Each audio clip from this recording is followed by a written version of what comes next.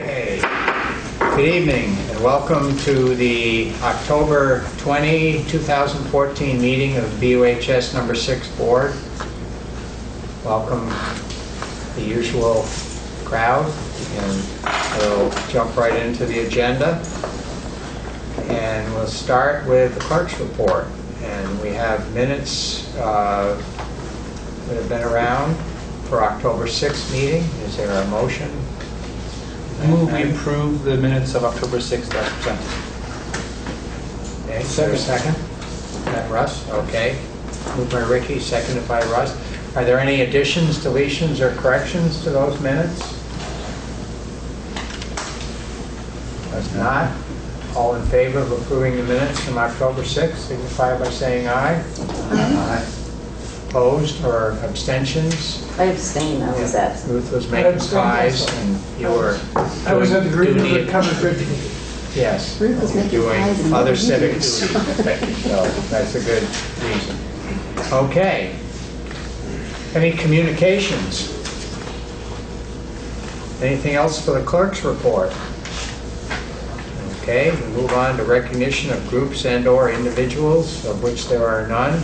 So we'll move again into consent agenda if there is a motion accordingly. I move to go into consent agenda. Second. Okay, second by Melanie. All in favor? Aye. Okay. Opposed or abstentions? If not, we are in consent agenda, and we'll start as usual with report of the Finance Committee.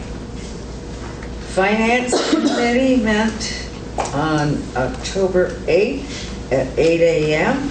in the central office and approved warrant numbers 1041, 1042, 1045, 1046, 1049, 1050, 1051, 1052, 1053, and 1054 for a total of $281,641.04.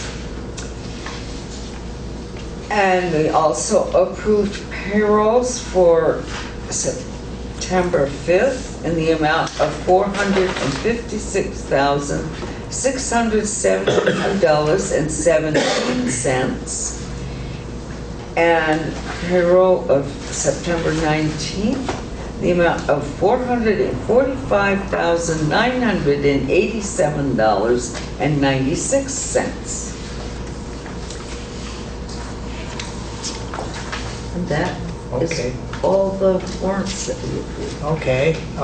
In addition to warrant and payroll approvals, we did discuss a few other topics. Reviewed purchase and sale agreement on the Wilson's Woods property. We still have a scheduled closing on November 17th, I believe, on that. We got an update from Frank on the photovoltaic net metering public school consortium. I had to read that again to say it. That's moving along. That's in conjunction with several other school units, and Frank is representing us on that. We reviewed the budget planning timeline and approved it, and the budget process has already started at the administrative level, I understand, and within another couple of weeks we'll be starting to see some things to review in early November, so it's getting close to that time. We talked briefly about the potential use for the BAMs of the tool room, as I guess that's probably not what it's called, but officially, but that room, best utilization of that. We were brought up to date on that. And we also, on behalf of the board, authorized further discussion on extending the Guilford Memorandum of Intent related to 7th and 8th grade student tuition paid to BUHS, essentially saying that we are willing to continue the discussion. And I believe that's it. Our next meeting is this Wednesday, which would be October 22nd at central office at the usual 8 a.m. time. Okay?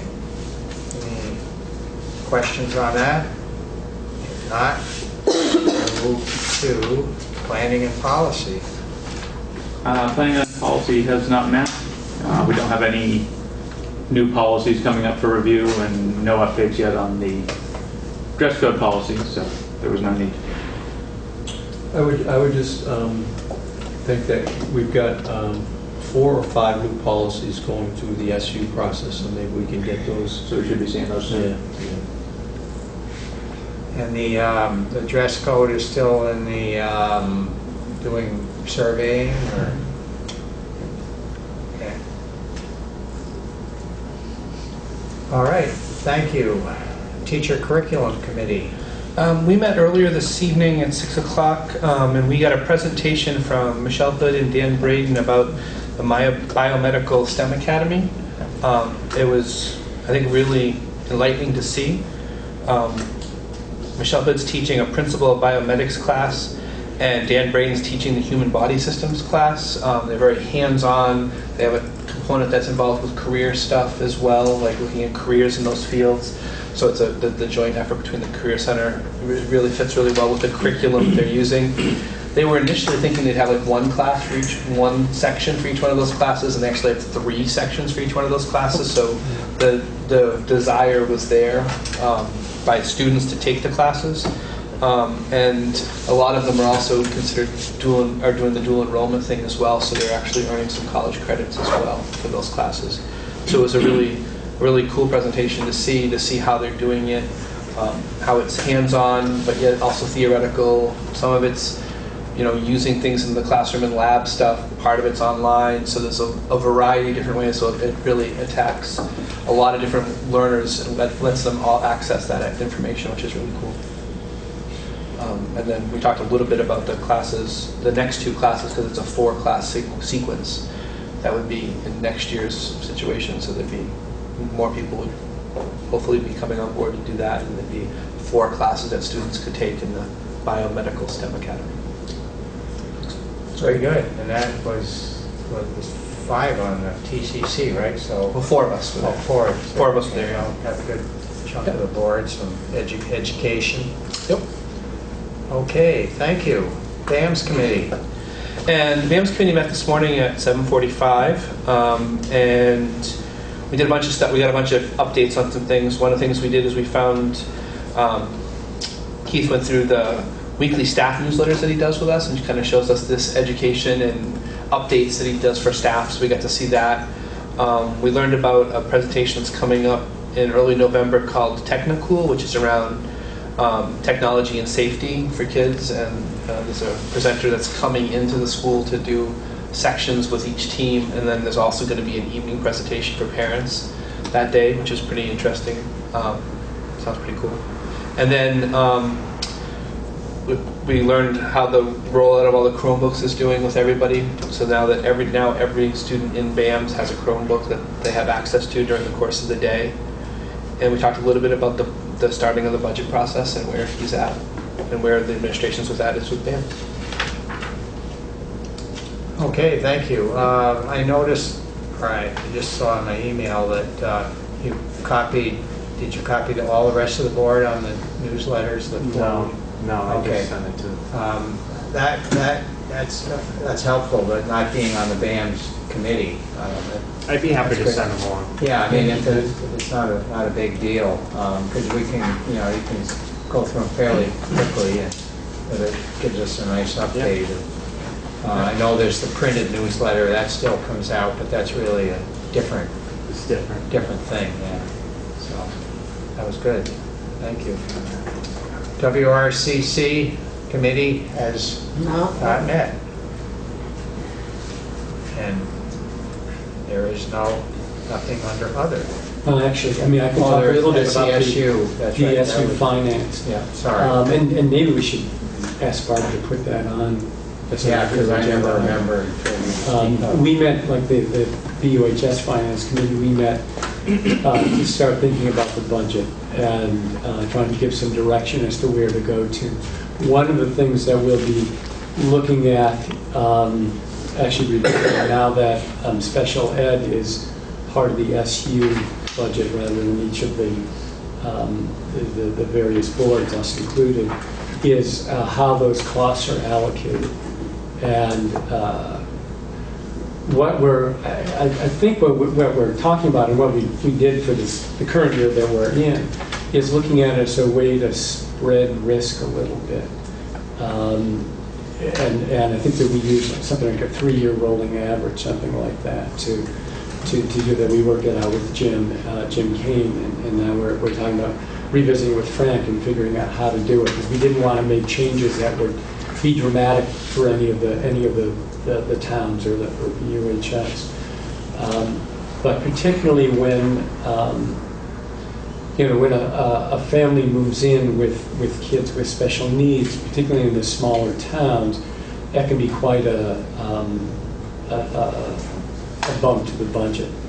And so by using some sort of rolling average, you're trying to figure out how to spread that risk a little bit, is something that we're looking at.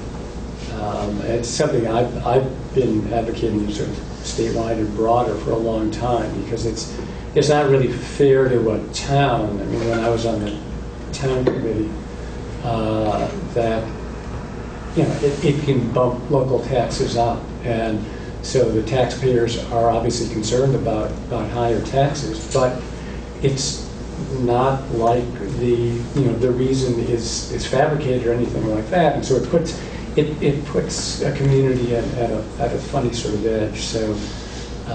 So we'll be looking at that of how much to, as I say, to pool the risk. For our board, I don't think it'll make as much of a difference because we're already pooled. I mean, it's a 5-town budget. But when we look at it at the other schools, we'll be looking at those things. And so there'll be reports made to all of the town boards as well. But you're always welcome to come to those meetings. What is the frequency? Is it every month or? It's coming up. It'll be probably twice a month. I've got the. I've got it. If you're interested, I've got the when the next meeting. Well, I always get notice. I just don't Yeah. always remember how frequently they are.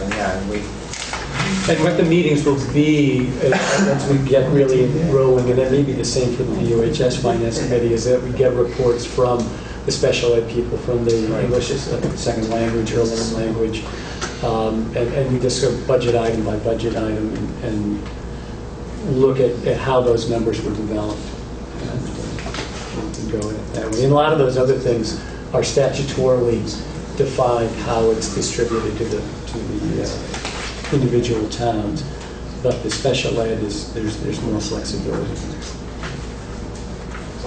They're always entertaining meetings. They are, and we've been going to a lot, and I appreciate it. I've been on the road a lot. Let me just see if I can see when the next one. 29th. Next is.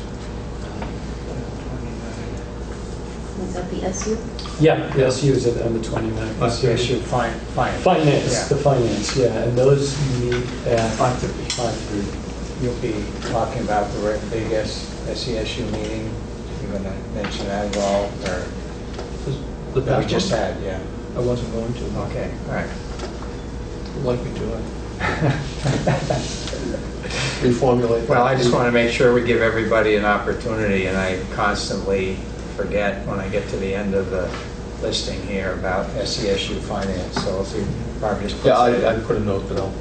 Okay, yeah, that way I will hopefully look at it and say, Russ, what's going on? Yeah, even more, hopefully I'll look at it, so. Yeah. Okay, well, we'll move on to administrative reports, and I think we'll go north to south tonight. Start with the Career Center. Thanks, Mike. First start with our We didn't skill. vote on consent, I'm sorry, my bad. It wasn't written on here. We need to vote to approve consent agenda. I move we approve consent agenda. Ricky and, Second. okay. Take which one you want, Jane.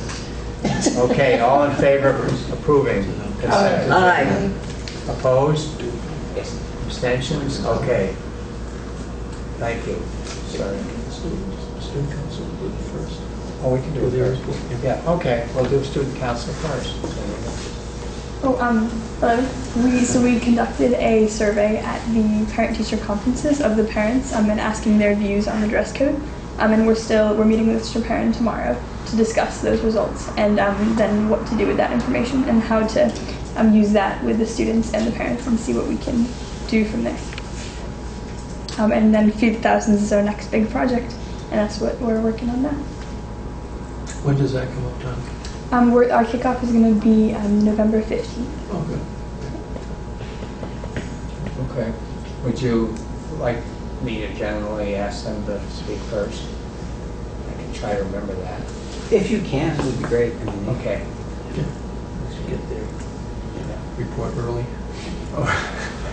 It's the press early. Yeah. Okay, well then, now we'll go back to the Career Center. Okay, thanks.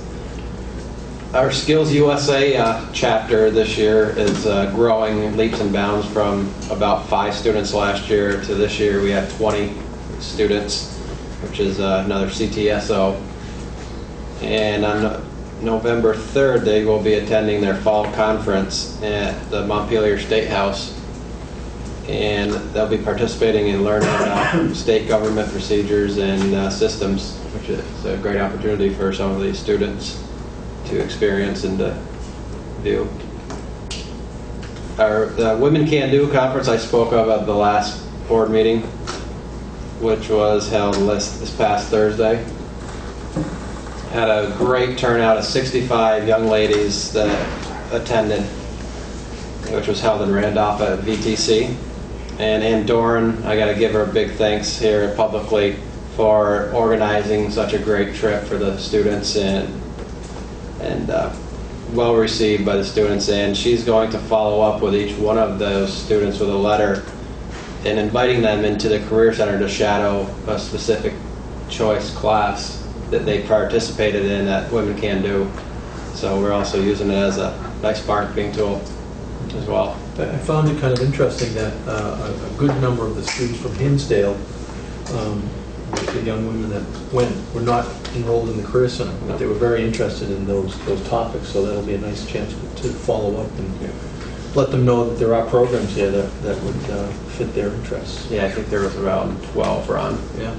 ladies from Hinsdale that came over. Tomorrow, actually, there will be a land and soil judging competition. And every year when the temperatures start lowering is when Vermont State FFA chapter holds this annual land and soil judging competition.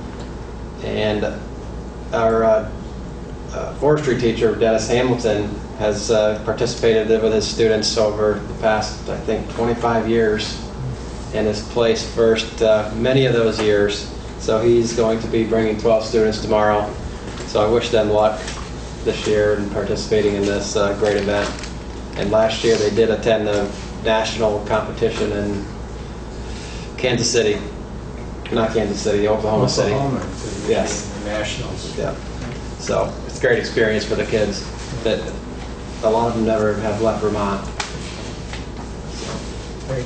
Tomorrow we also have the FBLA Future Business Leaders of America blood drive that will be held in the high school MPR all day long. And if you'd like to stop by and donate some blood, I'm sure there's some openings available. And that's it. Thank you. Mr. Parent. Thanks. So beginning with Fine and Practical Arts, you may recall a couple of meetings ago we were awarded a grant from the Vermont Council for the Arts. And so beginning tomorrow, we welcome a printmaker for the next 3 days as an artist in residence. The printmaker will be here working with instruction in our art classes and also a 2-hour faculty workshop on Wednesday. And we're all very excited about that. And the printmaker, I guess, is phenomenal, has done work with kids for many years. And so she's also equally excited to be here. Along those same lines, every year we participate in the Empty Bowls project in Brattleboro, and that raises about $26,000 for community food banks. This year, the BUHS students and faculty have contributed 75 bowls to that dinner that will be auctioned off as part of that. Our foods class just harvested the sweet potatoes that we planted up on the hill. And the reason that's significant is right now they're being stored and prepped, and then we will divide that harvest between the foods class and the school cafeteria. So we'll actually in the spring be serving some of those sweet potatoes to our students. And so I want to thank John Ayer and Sandy Cormier for that coordination, so they do that. Independent living, TD Bank North has been in doing presentations on personal finance and loans and how to open up a checking account. That's been very helpful, and we're hoping to continue that process.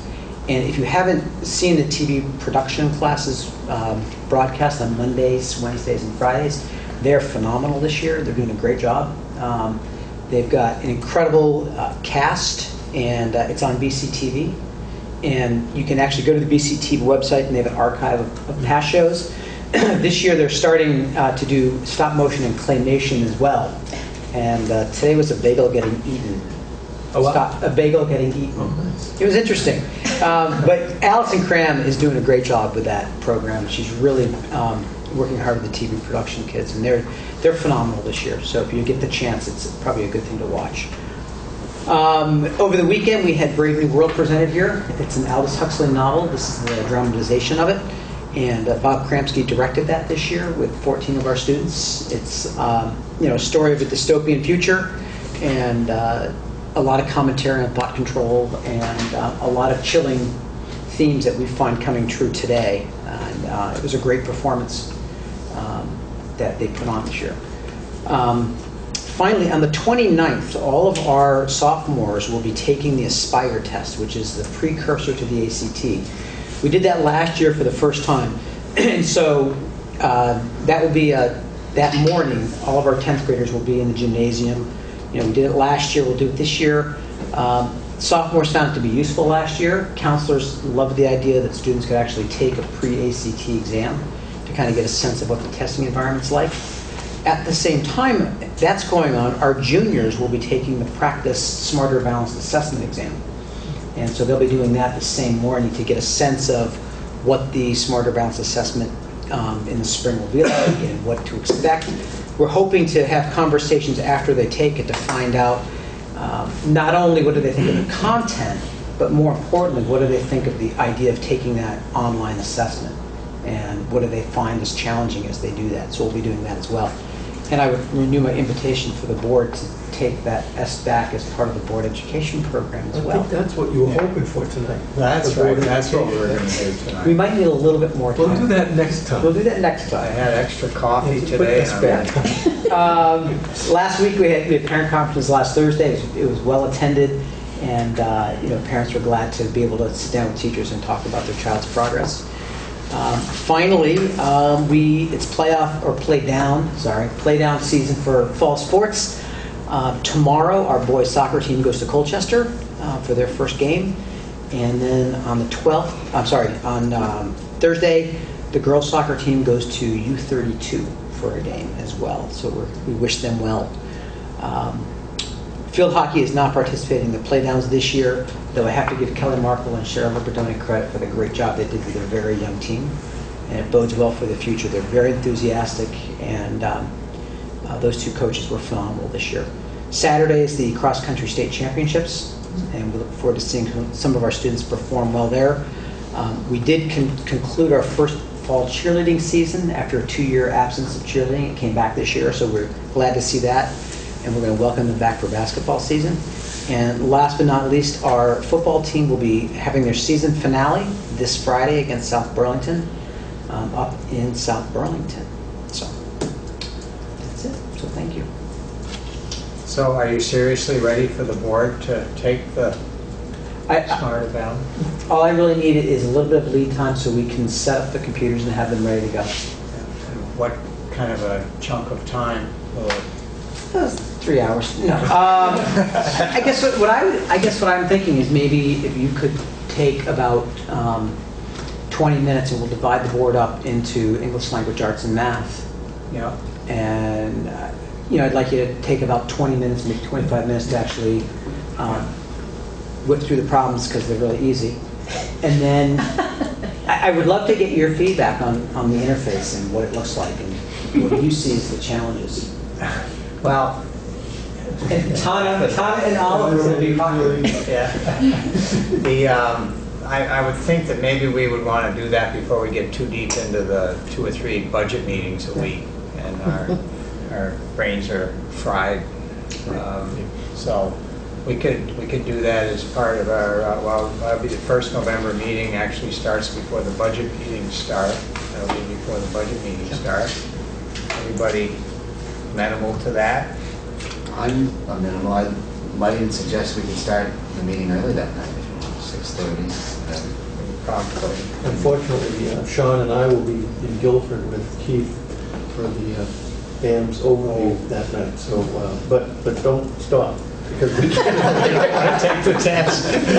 But Sean, we can get you a computer set up in Guilford. Oh yeah. Just take it and Do it remotely. We can start with a 3rd grade one, and we'll see how it goes from there. Because We don't do well. the test is pretty cheap. Just direct it to Sean. No. I'll start with For you, the 3rd I grade. see. Yeah. We teed that one up for me. November 3rd. 3-hour test? Is that what? It's actually closer to a 4 or 5 hour test. We should do the whole thing. And it's over time. Right. Spread it out. There's a test window. The test window for us begins, and I think it's different than BAM's. Our test window begins in late April and goes through the beginning of June. Unfortunately, in that time, there is April break, and then we also have AP exams that will interfere as well. So we're a little nervous about the test window, how it got handed out, but we'll work through it. Have people in the administration taken the test? We have. Our entire faculty took the exam. Oh, really? Yeah, we did that as a faculty professional development at the beginning of the year. So Do you have any pointers for the board? How'd you do? I think I shouldn't say anything. No. I will say that No, I the think it's the content competition. I think the gauntlet's just been put down. might have been. The 11th grade math test is challenging. It's not an easy exam to take. But I'm really curious to see how the board, as you take it, what you think the interface and moving windows around and the technology skills required to take it. Will that date, if we start a half hour early, will that interfere with TCC or? Not necessarily, we don't have anything scheduled at this point, so I can just let Okay. Andy know so that he doesn't schedule anything. Okay. We can start at 6:30. That would probably be a good way to You won't do be it. able to do much in a half an hour. Well, we could go Well, past. just 7. because. Oh, okay. Yeah, I guess. I mean, Because you got several components of it, and Yeah. I think you need to go in and kind of take a few questions in each component in order to really get a good Yeah. feel for it. well, But that's just my opinion. that's a good point, and I think sometimes when we have an early start meeting, like information session for the budget, it doesn't automatically get chopped off at 7 o'clock, but we could start with that. Sure. Yeah. That sound like a plan? Since November 3rd. November 3rd? Well, should we maybe plan it for an hour? It's a half hour. It's going to be enough. Yeah, well, the meeting will start 7:30, approximately 7:30, the main meeting. SBA, what do they call it? The initial? Smarter Balance. I know it's smart. Achievement Consortium or something? Yes. SBAC. Right. Okay. SBAC. Okay, so everybody will get a good night's sleep the night before. And So 6:30. should we assign teams to the different topics and certain people can cram on math for a I think couple what of we're going weeks? to do is we're going to have you just randomly choose the exam you take. Random? So you may take an 8th grade or an 11th grade assessment, and it may be an English language arts or maybe a math assessment. And for a fee, we'll direct the test of your choice. I could see everybody's really excited about the 11th grade math. Oh, yeah. Our children aren't going to find out our No, scores, right? It'll be recorded on camera. It'll be televised. So, You got what? Scores will be posted. Oh, well, I think it's a good exercise, and it'll certainly familiarize us with what's going on. Right. Are we starting at 6 or 6:30? 6:30. 6:30. That's November 3rd. Yes. Okay. And remember, there's no minimum requirement intelligence-wise to be on this board, so you can't eliminate anybody based on our scores. We got some smart ones, though. I'm not worried. Yes, see. Okay, thank you. Is that it for That's the it. high school? Mr. Lyman? Yeah. Fall sports are wrapping up very quickly. Everybody always says it seems like they just get going and it's over. And with the weather we've had, it's not like the typical fall. It seems like, usually in soccer season we start to get some really cold days, and it's been pretty nice. Football's still going. I think they might have a game or two left still. So last Friday night we had our first dance. We ran that in the NPR. It was a Halloween dance, and thought it went pretty well, uneventful. A lot of kids showed up. They had a blast. A good DJ and really well decorated Canis Major team put that on, and had a good time. What was your costume? Administrator. Oh,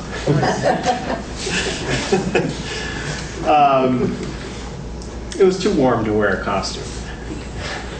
Creative. We've also done some movie and game. We're doing some movie and game nights. The teams are sponsoring fun activities in the evenings, so just to give the kids something to do. Some of the academic stuff.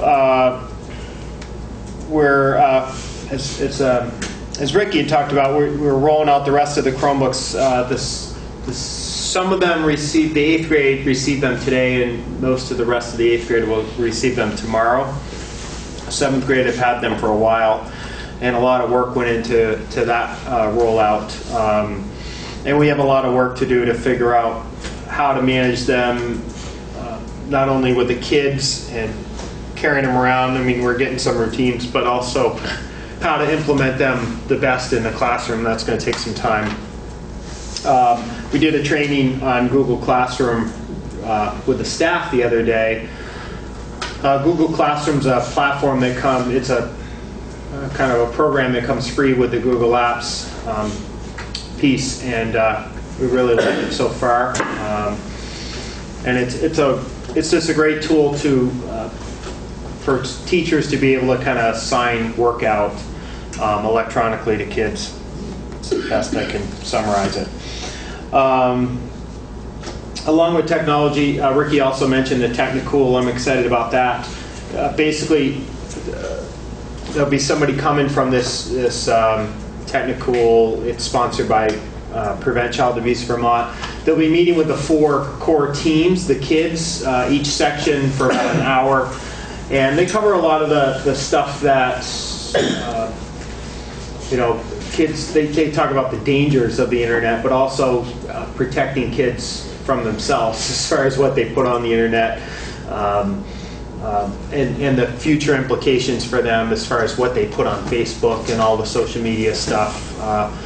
A lot of stuff like that, and then we'll have a parent session that night, and we're going to offer some babysitting and hopefully get a good crowd of parents for that.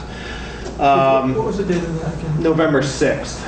And the parent piece is at 7 p.m. So that's definitely a need to educate kids on that piece. Started up a parent council. Was something that is part of our Green Mountain Star AYP plan to have kind of improved communications with parents, and so I tried to get as many parents signed up. We had probably 12 or so parents come, which I heard was more than any time last year. So that was good. We got out, got some people in and met and talked about, basically made a pretty open agenda for them to ask questions and develop topics for the future. In talking about the SBAC, the Smarter Balanced piece, I went to an information session at Stratton last week and found out a lot more about the SBAC tests. and took some sample problems while I was sitting there, and it's definitely pretty challenging. The technology is definitely different, and we'll have to be exposing the kids to the practice sessions and the adults. One thing I found out, which I was excited about, was that Smarter Balance is going to come out with an interim assessment, which I'd originally heard was part of the whole deal, and then I heard it wasn't going to happen or whatever, it hadn't been launched, and the people there told us hopefully January. And the piece with the interim assessments is that you'll get results back. So, if you went and took the practice test now, you can answer all the questions and have no idea if you got them right or wrong. It doesn't give you any data back, and the interim assessment would give you some data back, tell you, so you can target some more instruction. We just won't have a big window between January and when we take the test to make too many adjustments, but at least give kids an opportunity to practice. So you mean there'll be a third day of test besides the practice one coming up, then there'll be another one in January? I mean, the assessment, the interim assessment, that'll be another test besides the one that's coming up. Well, it will depend on how much we want to utilize it. It'd just be an opportunity for us to practice the test. Yeah, no, at the TCC last time, we looked at some of these split screen things, and there is adjustment to getting to learning how to use that. So, it's going to take, the nice thing with I think 3 through 8 is it's a 12-week window you can test. And you can basically break it up any way you want.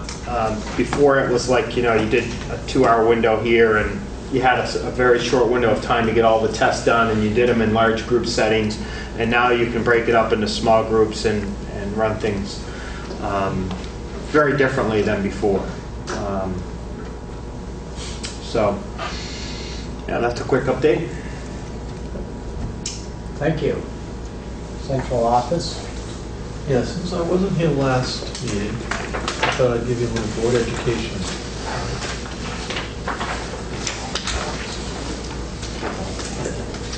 I've got 2 programs that I just want to provide a brief overview. I'll wait until the sheets get around.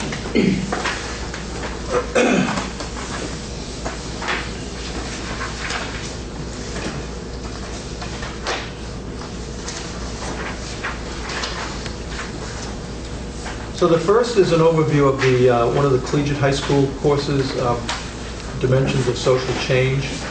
And what we've done over the last 5 years is develop this course based on the social competencies that are listed there, those bullet points.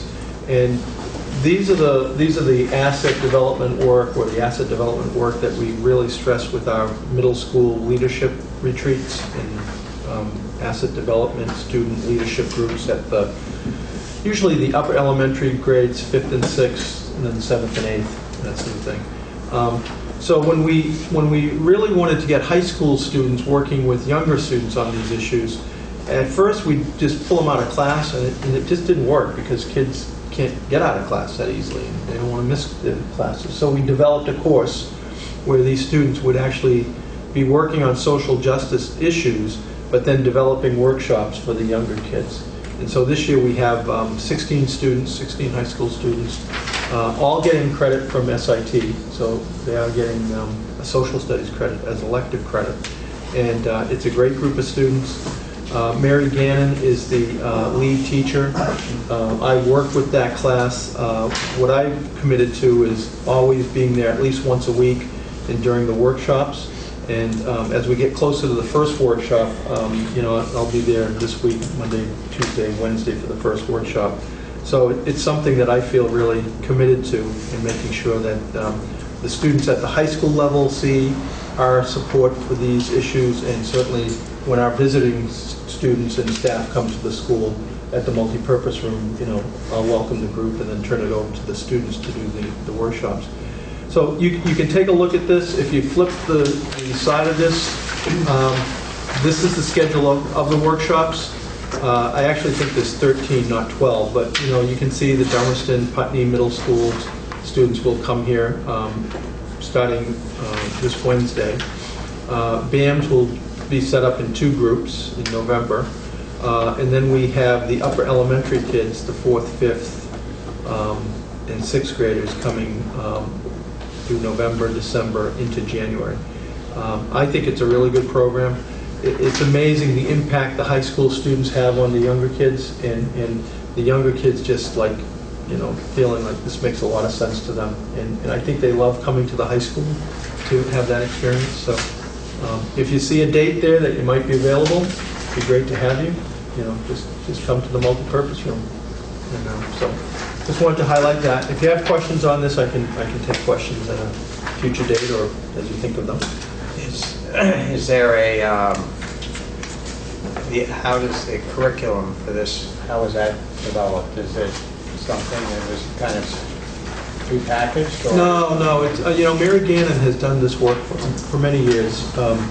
She does professional development with our staff, and so working with us in terms of the curriculum that we've used for the middle school leadership retreats, expanding that at more of a high school level. So they do a lot of research. She ties it to, SIT is a graduate school, so we can't really tie it to their curriculum, but it's a mix between high school and undergrad. But it's really great work for the students in a theoretical sense for the research, but then a real practical application running the workshops. How many students are in this class? 16 this year.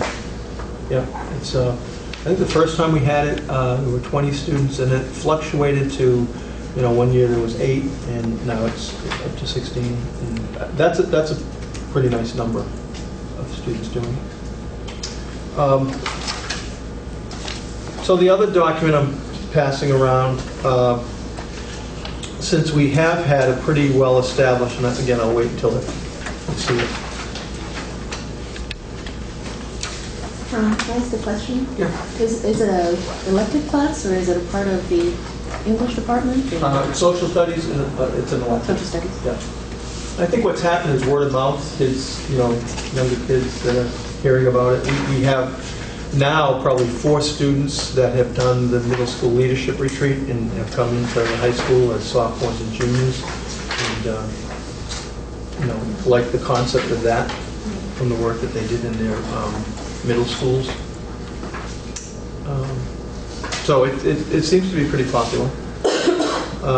And as an A class, you've got to schedule it. We schedule it 3rd block so we can have this time that includes lunchtime into about 2 o'clock, just before 2 o'clock.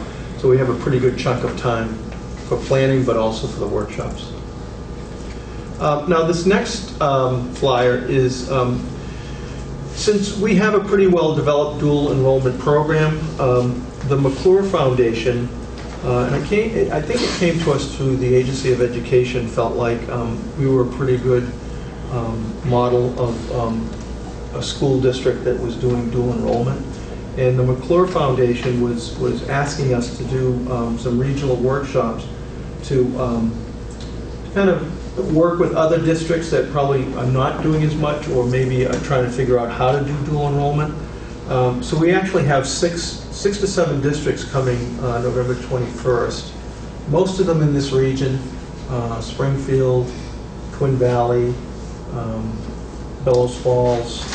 We have a few from Windsor. I think we have a school from Danville and Hazen Union up north. So they'll be coming to spend a few hours with us. We'll outline our program. We'll talk to them about how we developed the courses, 5 or 6 courses initially, and then it developed, as you've seen, into a list of 43 courses. We're asking that the participants bring their high school principal, people from the guidance department, faculty representatives, to get a sense of how they could be developing these courses. So I think it's nice that the Agency of Education thought of us and tied us into the McClure Foundation. So we got some grant money to do this, and some of this money is being used to pay for instructors like Mary Gannon for the Dimensions course, and helping us develop a mentoring component to that course for a second semester course. So as that gets developed, we are paying attention that we need to bring it to TCC and make sure that you're kind of getting a sense of the background of why we're developing this and the rationale for it.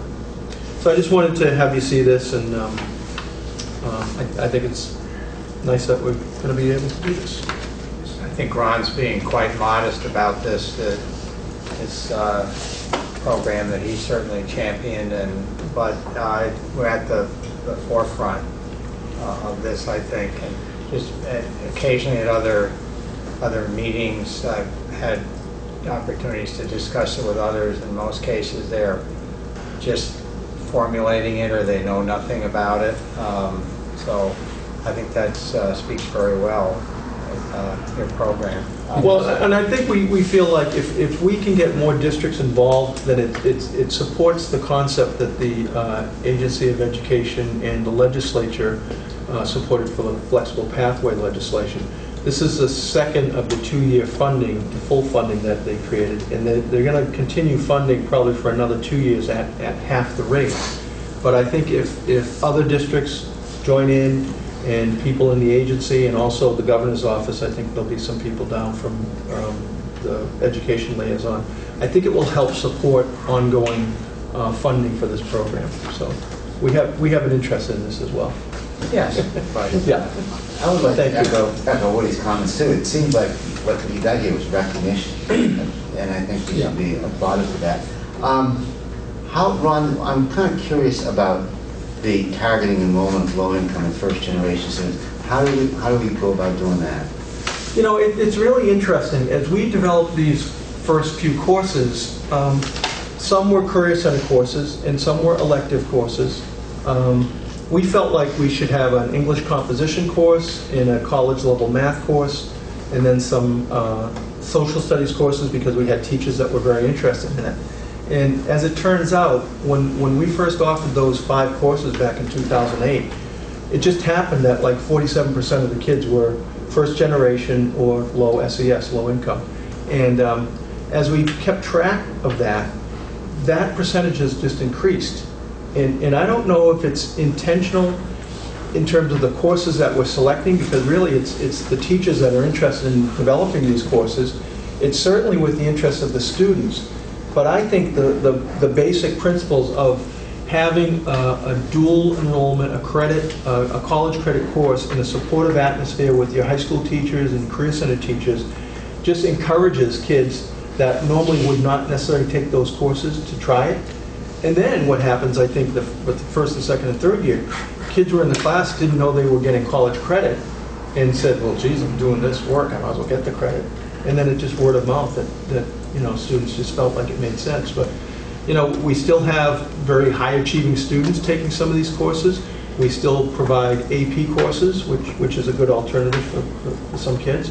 But this just broadens the access, and I think because of that, it just allows first generation students to try it out, be successful, and build confidence. And reduce the cost of college. Oh, geez. I mean, kids that are graduating 15, 30 credits, they're saving a lot of money for their families. And I'm sure these students have been enrolled in dual credit courses. I'm enrolled in one now. Yeah. Could you tell us the course? Elections and government. Oh, great. Yeah, with Heather Cohen. Yep. It's fun. Good. Is that on site here, or is that? Yeah, that's at BUHS. Yeah. That would be a column, yeah. I've taken 2 last year and 1 this year. I think they're really incredible. What are your courses that you've taken? I've taken sociology with Mr. Kroc, and oh boy, environmental science and policy with Mr. Auerbach, and I'm currently in statistics. Great. Good. So that's my report. Thank you. Great, thank you, Ron. Board Chair, I don't have anything in particular. Trying to keep up on what the SBA sends out, information and updates on such things as they're working on, and they keep us pretty well updated on the situation with a proposal to cap education spending, and it's interesting how that discussion keeps going on, and it doesn't seem to make anything any clearer as to where we're going to end up. But following that, and that's about it for my report. I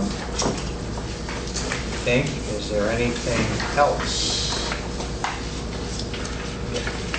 Hold up my paper, where are we? There's nothing under unfinished business and nothing under new business. And is there a need for a session? Nope. I second Ruth's motion. Sure. Well, There being no further business, I move to adjourn. Second. Russ? yeah, Russ. I'm sorry. Well, thank you all very much, and we'll see you in the first meeting in November.